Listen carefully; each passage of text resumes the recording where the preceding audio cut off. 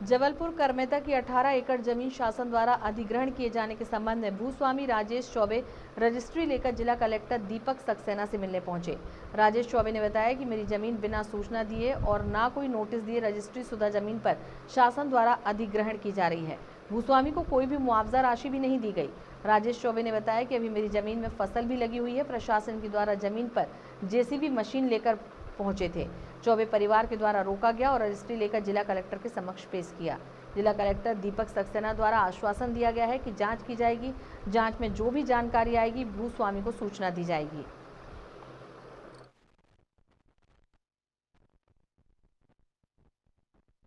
आज जब मुझे जानकारी लगी कि कलेक्टर महोदय जी के मतानुसार हमारी जो ज़मीन है ग्राम करमेता में और औरिया में, तो उन्होंने मतलब 18 एकड़ के करीबन मंडी को अलाट कर दी है। ना हम मुझे कोई सूचना दी, ना कोई वो किया। उसके तहत जब हम लोग पर्सनल वहाँ जा कर के देखा कि आज उसमें अधिग्रहण हो रहा है, सीमांकन भी हो चुका है, चिन्हित भी कर दिया गया है।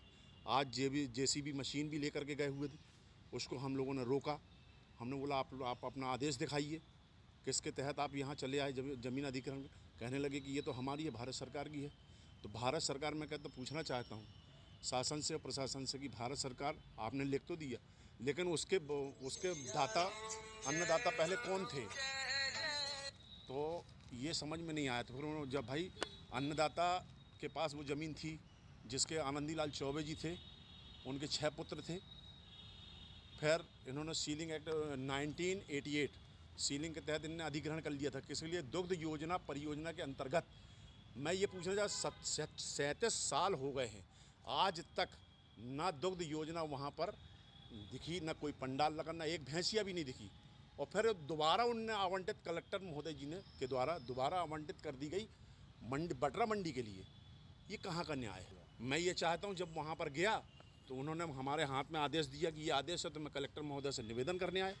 सर, मेरी ज़मीन में ऑलरेडी मैं निरंतर 37 सालों से बोता चला आ रहा हूँ, आज भी फसल लगी हुई है, आप कृपया करके चल करके देखें। तो ये निवेदन करने आया कि सर मेरी फसल है, अभी मुझे मोहलत दी जाए ताकि मेरी फसल कट जाए, फिर आप जो कुछ करना चाहते हैं आप करिए।